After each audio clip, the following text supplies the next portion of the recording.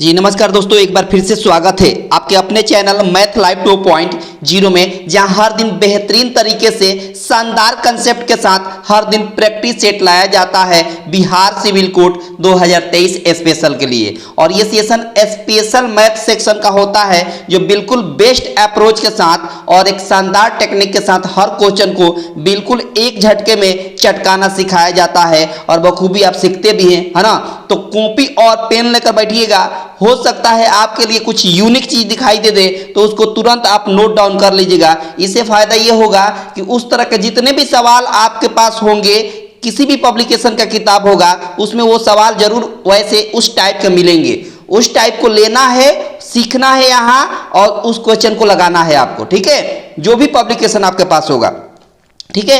अंत तक देखिएगा, हर क्वेश्चन से आपको कुछ ना कुछ सीखने को जरूर मिलेगा और बिल्कुल नए पैटर्न पर आधारित ये सवाल है। जो भी नया पैटर्न आपका पूछने वाला है क्वेश्चन, वही टाइप सेम वही टाइप क्वेश्चन आपको आ रहा है प्रत्येक दिन। बस करना क्या है कि हर दिन मेरे साथ प्रैक्टिस करते चलना है पेन और पेपर के साथ, है ना। क्योंकि ये गणित ऐसा सेक्शन होता है, मैथ ऐसा सेक्शन होता है कि जो जितना ज़्यादा प्रैक्टिस करेगा उसको उतना आएगा, स्पष्ट बात है। क्यों? क्योंकि इसके सॉल्यूशन को कोई रट नहीं सकता, संसार का कोई व्यक्ति नहीं रट सकता। बस जितना जो प्रैक्टिस करेगा उसको उतना आएगा, स्पष्ट बात है, ठीक है। बहुत शानदार।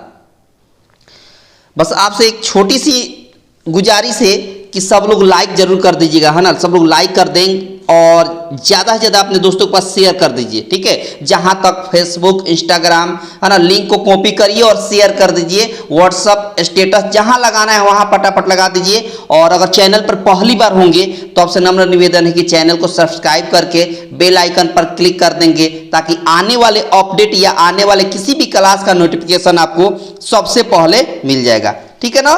बहुत शानदार, बहुत ही खूबसूरत। बस सीखते रहिए और देखते रहिए, ठीक है ना। बहुत शानदार।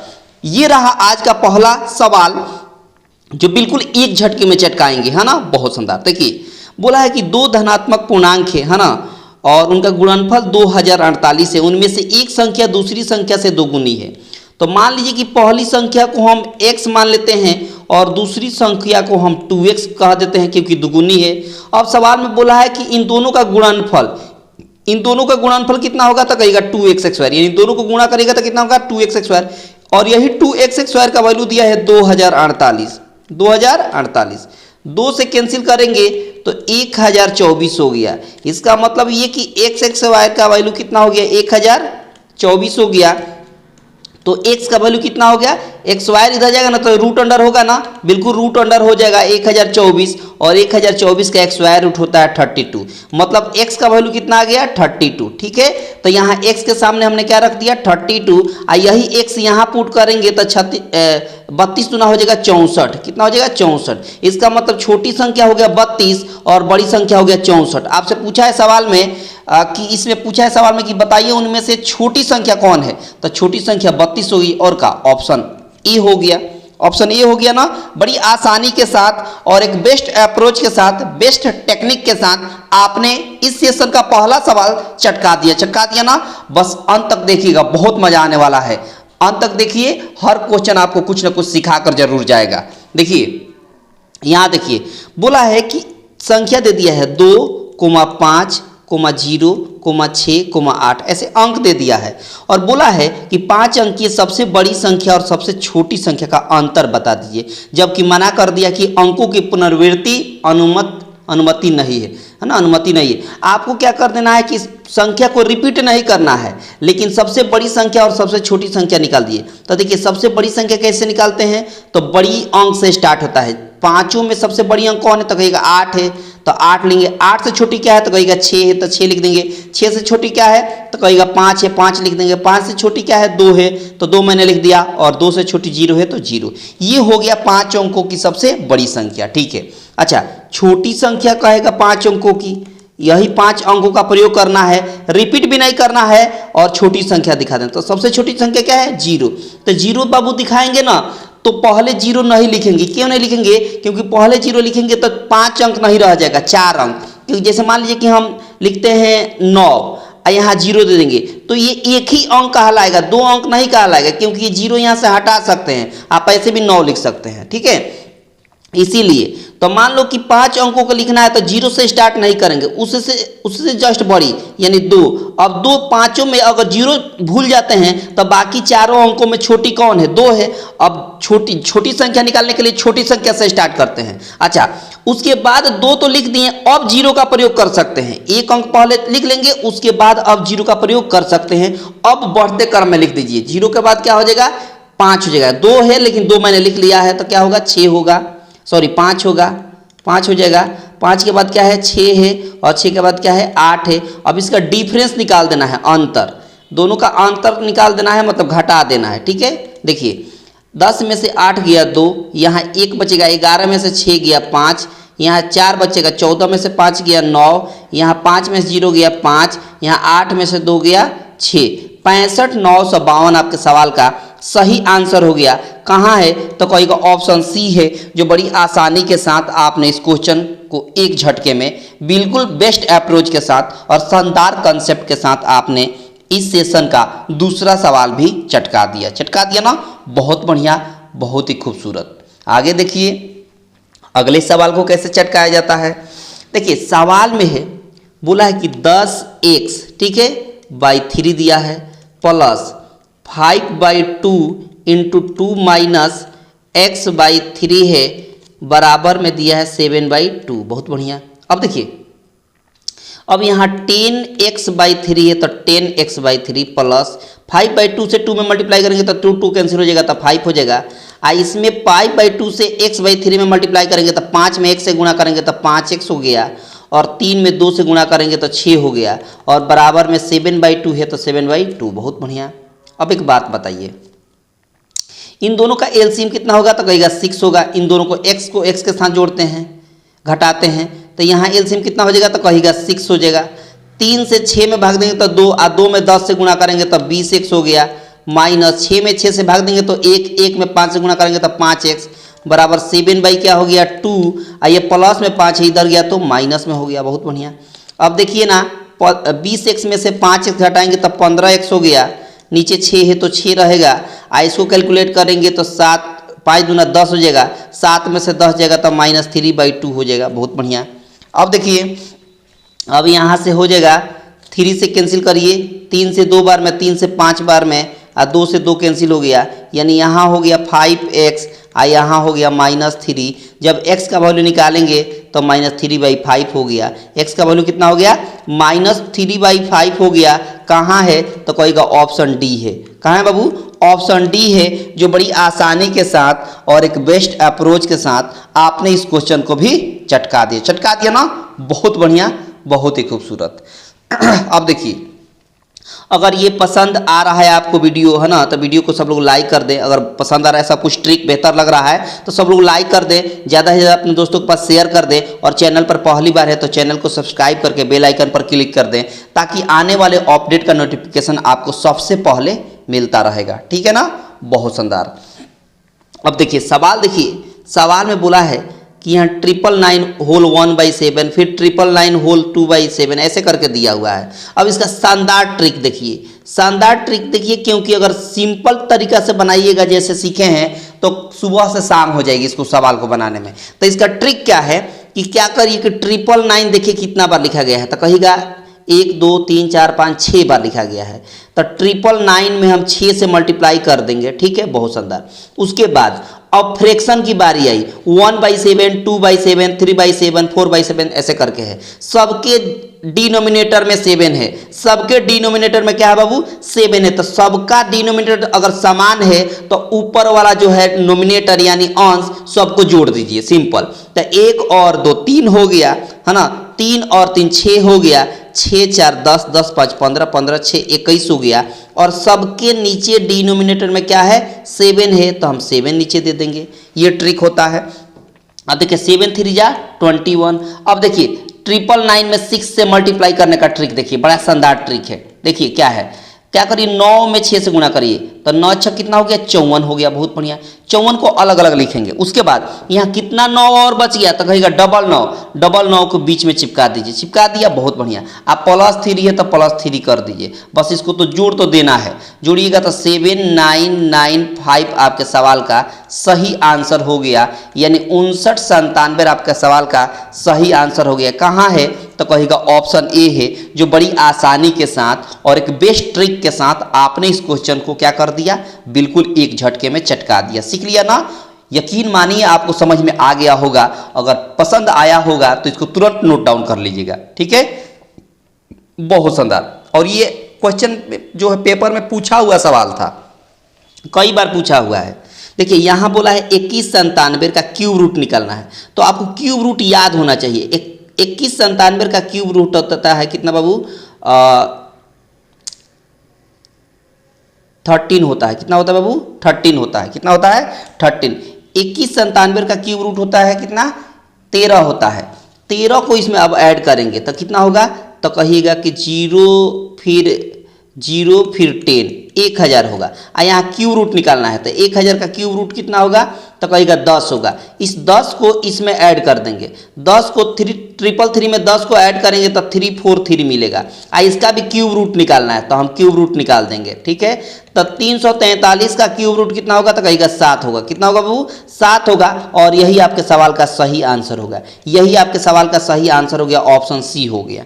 कौन हो गया बाबू, ऑप्शन सी हो गया, जो बड़ी आसानी से और एक बेस्ट अप्रोच के साथ आपने इस क्वेश्चन को बिल्कुल एक झटके में चटका दिया। और यही बेस्ट अप्रोच है। जब भी इस तरह का सवाल दिखाई देता है राइट साइड से शुरू किया जाता है। जब भी इस तरह का रूट के अंडर रूट रहा है, फिर रूट रहा है, फिर रूट रहा है, तो राइट साइड से दाहिने तरफ से शुरू करते हैं और लेफ्ट साइड में जोड़ते हुए या घटाते हुए, अगर माइनस रहता तो हम घटाते हुए आगे बढ़ते हैं, ठीक है। बहुत शानदार, बहुत ही खूबसूरत। बस शानदार तरीके से सीखते चलिए और हर क्वेश्चन को बिल्कुल एक झटके में चटकाते हुए चलिए, ठीक है।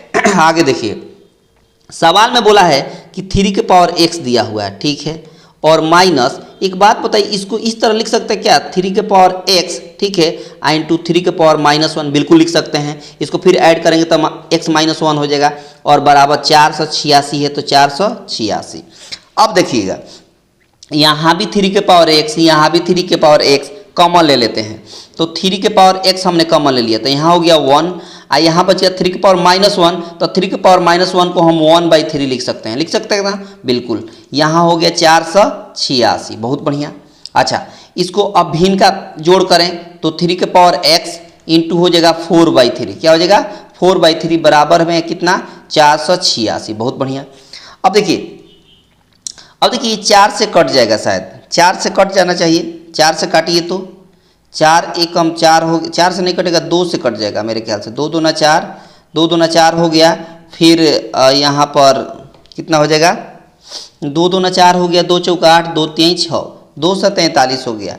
3 इधर जाकर मल्टीप्लाई हो जाएगा, ठीक है। तो यहाँ पर हो जाएगा 2 इंटू 3 के पावर x बराबर हो गया, 3 से मल्टीप्लाई करेंगे तो कितना हो जाएगा, तो 3 3 का 9 हो गया, और यहाँ हो गया 24 3 72, यानी 729 हो गया। कितना हो गया बाबू, 729 हो गया।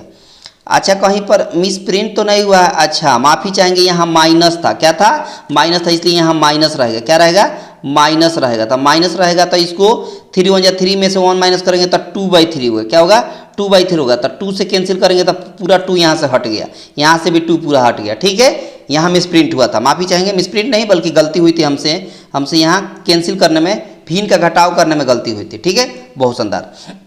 अब एक बात बताइए, 3 के पावर x, इसको ऐसा लिखें कि 3 के पावर के रूप में आ जाए।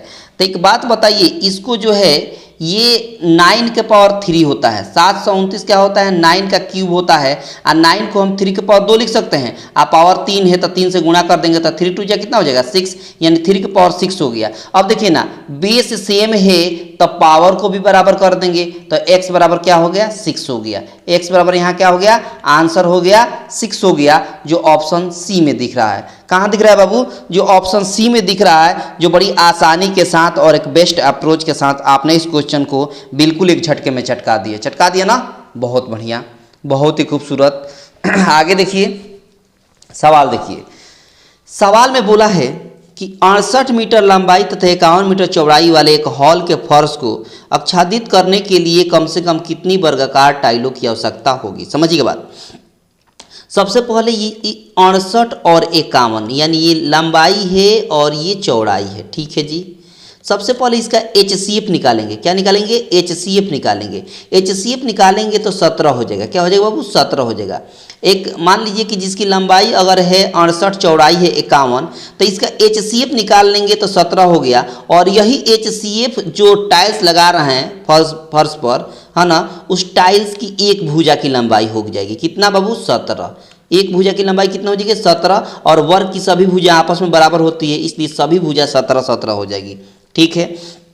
अब क्या करिए कि आपको टाइल्स की संख्या निकालना है। तो अब शानदार ट्रिक देखिए, शानदार अब ट्रिक देखिए कि जब भी आपको कुछ हॉल दिया हो और हॉल में आपको टाइल्स लगाना हो और टाइल्स का आपको भुजा मालूम हो कि उसकी एक भुजा कितनी है, तो अब हम आसानी से निकाल सकते हैं कि कितना उसमें टाइल्स लगेगा। तो टाइल्स की संख्या देखिए, टाइलों की संख्या निकालना है। टाइलों की कितना निकालना है? संख्या निकालना है। तो क्या करेंगे कि ये जो लंबाई दिया है, चौड़ाई दिया है, इसका एरिया अलग निकालेंगे। ये एक आयत हो जाएगा ना, लंबाई ज़्यादा है चौड़ाई कम है तो आयत होगा ना। तो यहाँ लिख देंगे आयत का क्षेत्रफल, आयत का क्षेत्रफल लिख देंगे। और नीचे लिख देंगे यहाँ एक वर्ग बना है ना, एक टाइल्स का क्षेत्रफल माने वर्ग का क्षेत्रफल। एक टाइल क्या है? वर्ग है ना, तो वर्ग का क्षेत्रफल, एक वर्ग का क्षेत्रफल, ठीक है। अब देखिए आयत का क्षेत्रफल तो लंबाई गुणे चौड़ाई मतलब 68 × 51, ठीक है जी। अच्छा, एक वर्ग का क्षेत्रफल क्या होता है? तो कहिएगा भुजा एक स्क्वायर। भुजा कितना है? साइड का एक स्क्वायर होता है। क्या होता है? साइड का एक स्क्वायर। साइड कितना दिया है टाइल्स का? 17। तो 17 का एक स्क्वायर करेंगे तो 17 × 17 लिखेंगे, 17 × 17 लिखेंगे। अब देखिए, अब 17 से 17 चौका 68, 17 चौका 68, फिर 17 से 17 तिया 51, 4 तिया कितना हो जाएगा? 12 हो जाएगा। और यही आपके सवाल का सही आंसर हो जाएगा, जो ऑप्शन बी में दिखाई दे रहा है। कहाँ दिखाई दे रहा है बाबू? ऑप्शन बी में दिखाई दे रहा है, जो बड़ी आसानी के साथ और एक बेस्ट अप्रोच के साथ आपने इस क्वेश्चन को बिल्कुल एक झटके में चटका दिया और आपको थोड़ा सा भी समस्या नहीं हुई। और एक बार में अगर नहीं समझ में आया होगा तो ये वीडियो जो है यूट्यूब पर हमेशा रहेगा, पीछे करके स्किप करके पीछे बैक में फिर से दोबारा आप देख सकते हैं और कॉपी पर नोट डाउन कर सकते हैं। वो इसलिए ताकि आपको इस टाइप का सवाल जहन में रहेगा तो इस टाइप को क्वेश्चन लगाने में आपको आसानी होगी। इसलिए आसानी होगी क्योंकि कोई भी पब्लिकेशन का किताब होगा तो इस टाइप का सवाल आपको जरूर कहीं ना कहीं देखने को जरूर मिलेगा, ठीक है ना। बहुत शानदार। आगे देखिए अगला सवाल को कैसे चटकाया जाता है, देखते चलिए। देखो यहाँ है कि एक कक्षा में 30% छात्रों के पास मोबाइल फ़ोन है, ठीक है। मोबाइल फ़ोन रखने वाले छात्रों में से 10% के पास ब्लूटूथ है, ठीक है। तो बोला है कितने छात्रों के पास ब्लूटूथ सुविधा है। देखिए कक्षा में टोटल 200 छात्र हैं। कितने हैं? टोटल जो विद्यार्थी हैं वो 200 है। टोटल विद्यार्थी कितना है? 200 है, ठीक है जी। अब सुनिए, इसमें से 30% के पास, इसमें से 30% के पास क्या है? तो कहिएगा मोबाइल है। क्या है बाबू? मोबाइल है। तो 200 का 30% निकालिएगा तो कितना होगा? तो कहिएगा कि परसेंट से डबल जीरो कट जाएगा, 30 दूना 60 हो जाएगा। यानी 60 ऐसे छात्र हैं जिनके पास मोबाइल है, ठीक है जी। अच्छा, मोबाइल फ़ोन रखने वालों में से 10% के पास क्या है? ब्लूटूथ सुविधा है। अच्छा, 60 जब मोबाइल रखता है, 200 में से 60 विद्यार्थी जब मोबाइल रखता है तो इसमें से 140 ऐसे होंगे जो मोबाइल नहीं रखते होंगे। मोबाइल जो है वो नहीं रखते होंगे, मोबाइल नहीं रखते होंगे। अच्छा, अब बोला कि जो मोबाइल रखने वाले हैं उसमें से 10% के पास ब्लूटूथ है। इसमें से 10% ऐसे हैं जिनके पास ब्लूटूथ है। क्या है? ब्लूटूथ है। तो 60 का 10% कितना होगा? 6 होगा। 6 ऐसे विद्यार्थी हैं जिनके पास ब्लूटूथ है। और यहाँ पर बाकी जो बच गया 54, इनके पास ब्लूटूथ नहीं है, इनके पास ब्लूटूथ नहीं है। तो सवाल में बोला है कि कितने छात्रों के पास ब्लूटूथ सुविधा है? तो कहिएगा 6 छात्र ऐसे हैं, 6 छात्र ऐसे हैं, 6 स्टूडेंट जिनके पास क्या है बाबू? ब्लूटूथ सुविधा है। कहाँ है बाबू? तो कहिएगा ऑप्शन बी है। कहाँ है बाबू? ऑप्शन बी है, जो बड़ी आसानी के साथ और एक बेस्ट अप्रोच के साथ आपने इस क्वेश्चन को बिल्कुल एक झटके में चटका दिया ना। बहुत बढ़िया, बहुत ही बढ़िया, बहुत ही खूबसूरत। बस देखते रहिए और सीखते रहिए वो बिल्कुल एक झटके में, ठीक है। बहुत बढ़िया। देखो सवाल में बोला है कि एक कुर्सी की कीमत 500 है, मतलब सीपी दे दिया है, कॉस्ट प्राइस कितना दे दिया है, कॉस्ट प्राइस तो कहेगा 500 दे दिया, ठीक है। 10 क्रमागत छूट देना है, तो कीमत है 500 रुपया और 10% का छूट दीजिएगा तो टोटल हम 100% मान के चलते हैं, कितना मान के चलते हैं 100%, उसमें से 10% छूट दीजिएगा तो कितना में जाएगा, तो कहेगा 90% में जाएगा और 90% को हम 90/100 लिखेंगे। तो एक बार छूट मिला, फिर से दोबारा 10% छूट दीजिएगा तो 100 में से फिर 10 घटाएगा तो फिर 90% होगा, तो फिर 90/100 फिर से लिख देंगे। 2 बार छूट देना है ना, बोला है सवाल में कि 2 क्रमागत छूट देना है।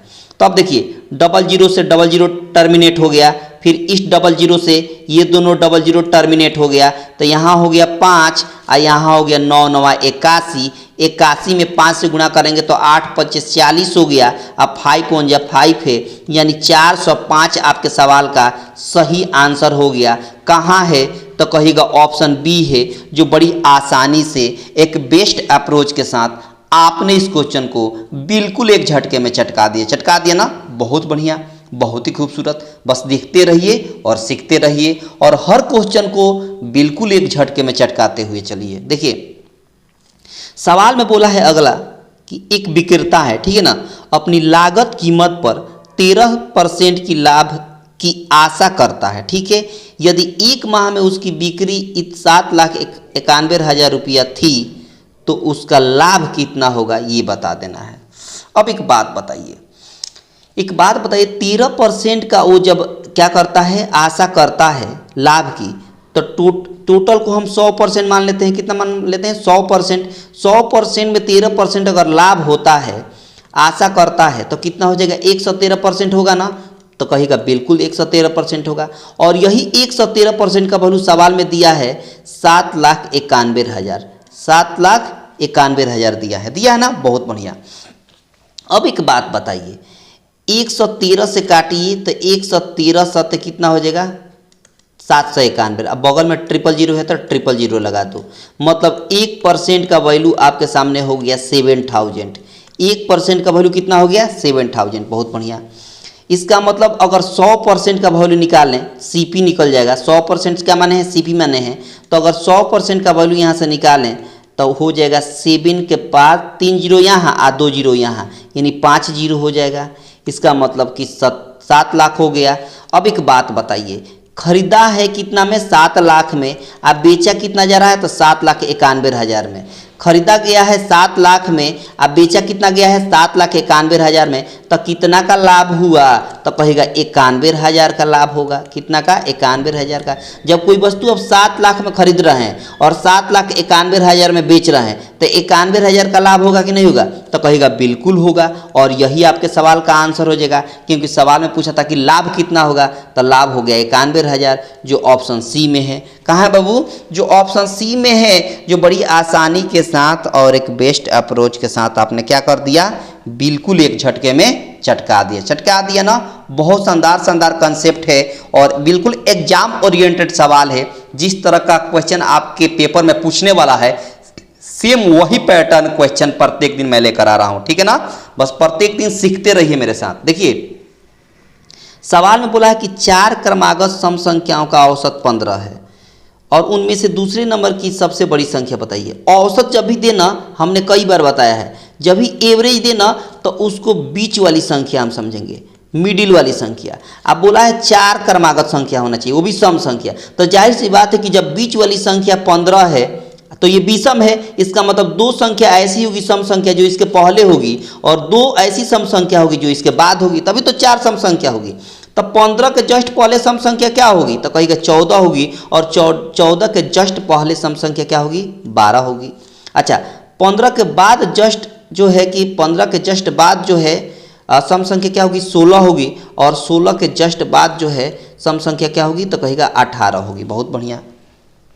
अब 4 सम संख्या लगातार मिल गया, कैसे, तो देखिए 12, 14, 16 और 18। ठीक है, अब बोला है कि इनमें से दूसरे नंबर की सबसे बड़ी संख्या, तो पहले नंबर की सबसे बड़ी संख्या क्या है, तो कहेगा 18 है।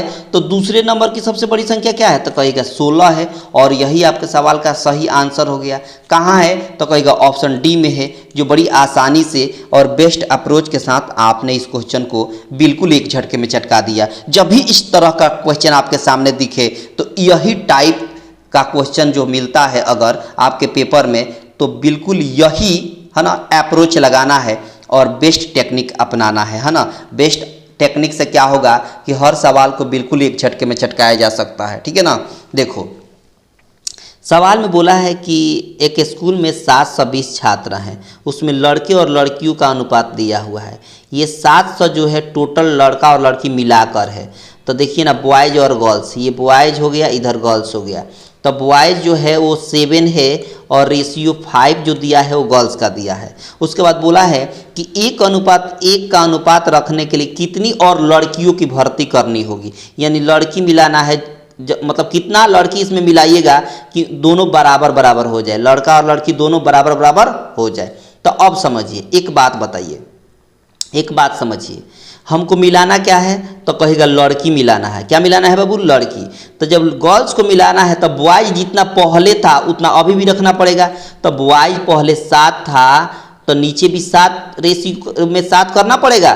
तो 7 से मल्टीप्लाई कर देंगे तो 7 1 जा 7 और इधर भी 7 1 जा 7। अब देखिए ना, पहले भी बॉयज कितने थे, 7 थे, अभी भी बॉयज कितने हो गए, 7 हो गए। पहले लड़की कितनी थी, गर्ल्स लोग 5 थी, अब कितनी हो गई, 7 हो गई। तो कितना बढ़ाया गया है, तो कहेगा 2 यूनिट बढ़ाया गया है। कितना बाबू, तो कहेगा 2 यूनिट। अब एक काम करिए, 2 यूनिट का वैल्यू निकालना है। अब ये दिखा लीजिए कि 1 यूनिट का कितना वैल्यू है आपके पास। तो देखिए 7 और 5 मिलाकर कितना है, 700 है। तो 7 5 कितना हो गया, 12 यूनिट। और यही 12 यूनिट का वैल्यू सवाल में दिया है 700। लड़का और लड़की मिलाकर ना 700 है, तो लड़का 7 यूनिट है, लड़की 5 यूनिट है, मिलाकर कितना हुआ, 12 यूनिट। 12 यूनिट का वैल्यू 700 हुआ, तो 1 यूनिट का वैल्यू 50 हो गया। 1 यूनिट का वैल्यू कितना हो गया, सॉरी यहाँ 12 5 60 और 12 5 60, 12 6 72, 12 5 60 कितना होगा जी, 7 5 12, सही है। सॉरी माफ़ी चाहेंगे, यहाँ 720 है। यहाँ कितना बाबू, टोटल विद्यार्थी 720 है, 720 है। तो 12 6 72 यानी 60 हो जाएगा। 1 यूनिट का वैल्यू कितना होगा, 60 हो गया। जब 1 यूनिट का वैल्यू 60 हो गया तो यहाँ पूछा कि 2 यूनिट का वैल्यू कितना होगा, तो इसमें 60 से मल्टीप्लाई कर देंगे तो 60 दूना 120 हो गया। यानी 120 विद्यार्थी, मतलब 120 लड़कियों को इसमें शामिल करिएगा तो लड़का और लड़की दोनों बराबर हो जाएगा, मतलब 1:1 हो जाएगा। कहाँ है, तो कहेगा ऑप्शन बी है, जो बड़ी आसानी के साथ एक बेस्ट अप्रोच के साथ आपने इस क्वेश्चन को बिल्कुल एक झटके में चटका दिया है ना। यहाँ माफ़ी चाहेंगे, टोटल विद्यार्थी 720 थे। टोटल विद्यार्थी कितने थे, 720 थे, हमने 700 लिखा था, माफ़ी चाहेंगे, है ना। ठीक है ना, बहुत शानदार।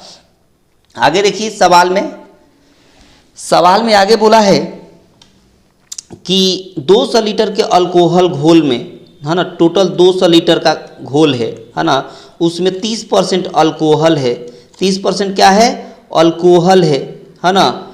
तो बाकी पानी होगा, बाकी क्या होगा, पानी होगा। तो एक बात बताइए, इसमें से 30% क्या है, अल्कोहल है, तो बाकी 70% क्या होगा, तो कहिएगा बाकी 70% क्या होगा बाबू, तो बाकी 70% इसमें हो जाएगा क्या, तो कहिएगा कि पानी हो जाएगा। अब 200 का 30% कितना होगा, तो कहिएगा 30 दूना 60 हो जाएगा। ठीक है, और 200 का 70% कितना हो जाएगा, तो 7 दूना 14, 140 लीटर हो जाएगा। अब बोला है कि इसमें कितना अल्कोहल की मात्रा मिला दें, कितना और अल्कोहल मिला दें ताकि अल्कोहल 50% हो जाए। तो अल्कोहल 50% हो जाएगा तो पानी भी 50% रहेगा, मतलब कैंसिल करेंगे तो 1:1 आएगा, 1:1 आएगा। ठीक है, अब आपको मिलाना क्या है, तो कहेगा अल्कोहल मिलाना है। बाबू आपको मिलाना क्या है, तो कहेगा अल्कोहल मिलाना है। इसका मतलब कि पानी जितना पहले था उतना अभी भी करना पड़ेगा। तो पानी पहले 140 था और यहाँ 1 है, तो इसको भी 140 करना पड़ेगा। तो 140 से इस रेशियो में मल्टीप्लाई करेंगे तो इधर भी 140 हो जाएगा और इधर भी 140 हो गया। अब देखिए, अब समझिए, पहले भी पानी 140 था, अभी भी पानी 140 लीटर है।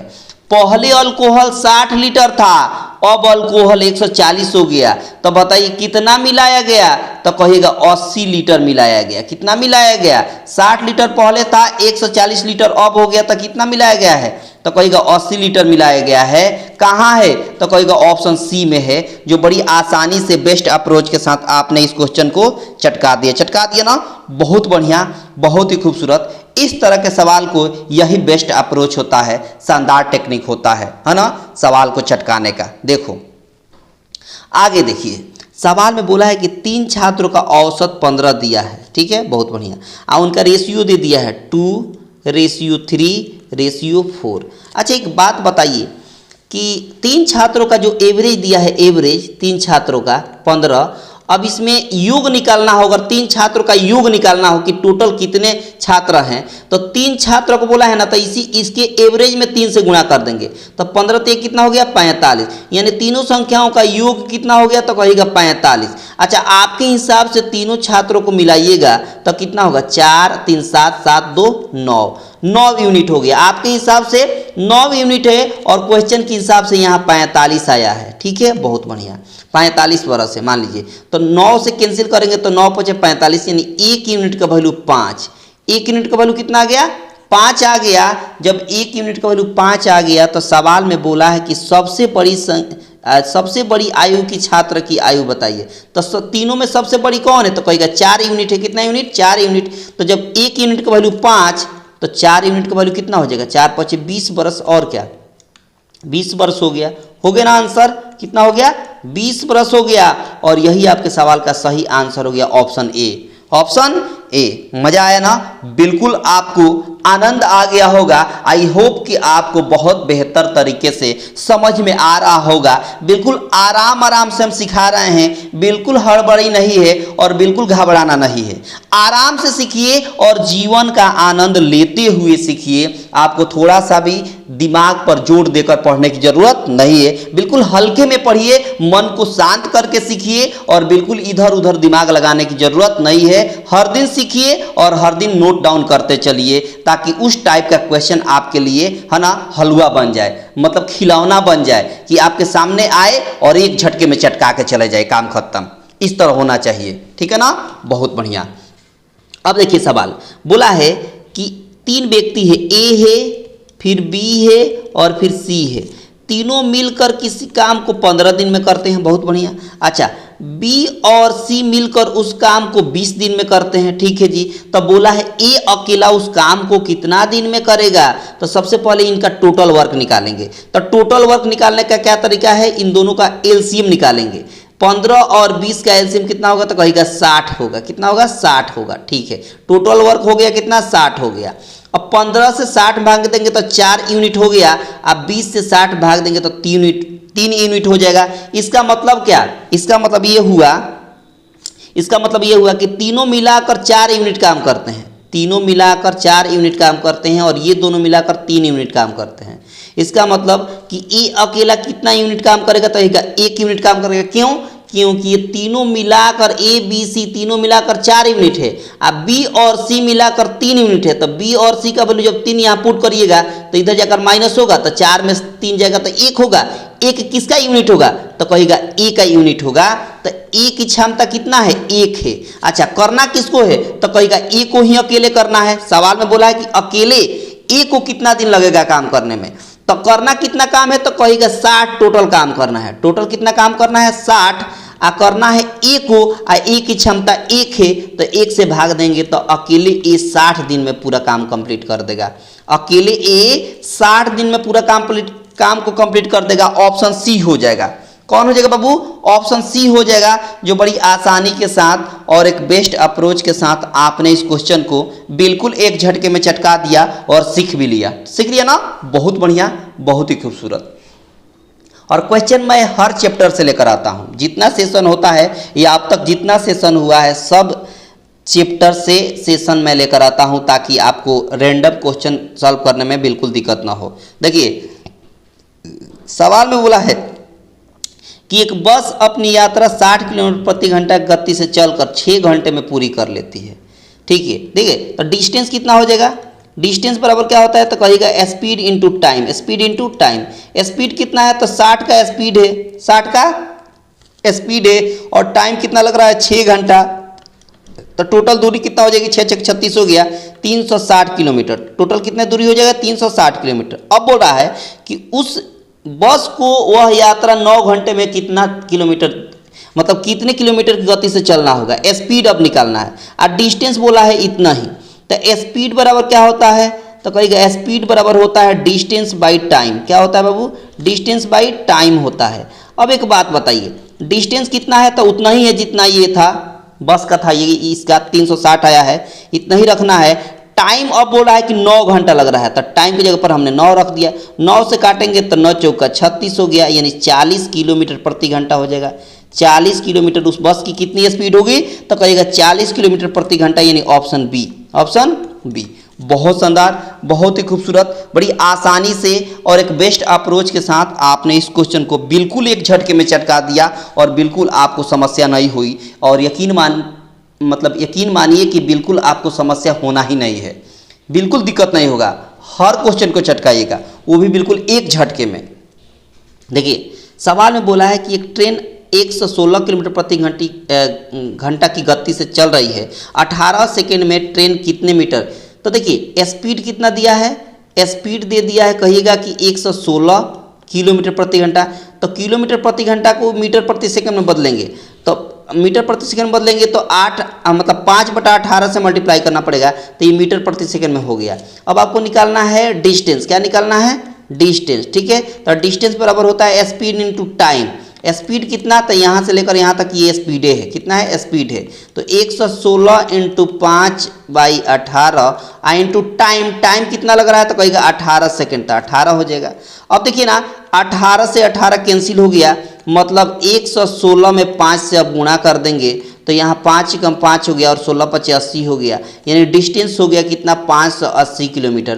कितना हो गया बाबू, डिस्टेंस कितना हो गया तो कहेगा 580 किलोमीटर, यानी ऑप्शन हो जाएगा डी। कौन हो जाएगा बाबू, ऑप्शन हो जाएगा डी, जो बड़ी आसानी से बेस्ट अप्रोच के साथ आपने इस क्वेश्चन को बिल्कुल एक झटके में चटका दिया ना। बहुत बढ़िया, बहुत ही खूबसूरत। बस देखते रहिए और सीखते रहिए और जीवन का आनंद लेते रहिए, ठीक है ना। अब देखिए बोला है कि एक व्यक्ति किसी निश्चित राशि को 5% की वार्षिक दर से साधारण ब्याज पर उधार देता है, ठीक है, तथा 15 वर्षों में संयोजित ब्याज की राशि उधार दी गई राशि से, है ना, 250 रुपया कम है, तो आधार की दी गई राशि बता दीजिए। मतलब प्रिंसिपल बता देना है, और प्रिंसिपल को हम मान लेते हैं 100%। कितना मान लेते हैं, 100%। तो एक बात बताइए कि 5% की वार्षिक ब्याज दे, 15 वर्षों का ब्याज कितना होगा तो कहिएगा 15 वर्षों का ब्याज हो जाएगा, 15 वर्षों का ब्याज हो जाएगा 15 × 5 = 75%, 15 × 5 = 75%। अब एक बात बताइए, सवाल में बोला है कि जो संयोजित ब्याज की राशि है उसके उधार दी गई राशि से 250 रुपया कम है। अच्छा, आपके हिसाब से मैंने कई बार बताया कि जब भी किसी से कोई कम कहे चाहे ज़्यादा कहे, हमेशा अंतर की बात होगी। आपके हिसाब से दोनों में कितना का अंतर है तो कहेगा 25% का अंतर है। आपके हिसाब से 25% का अंतर है और क्वेश्चन के हिसाब से 250 रुपया कम है, यानी 250 रुपया का अंतर है।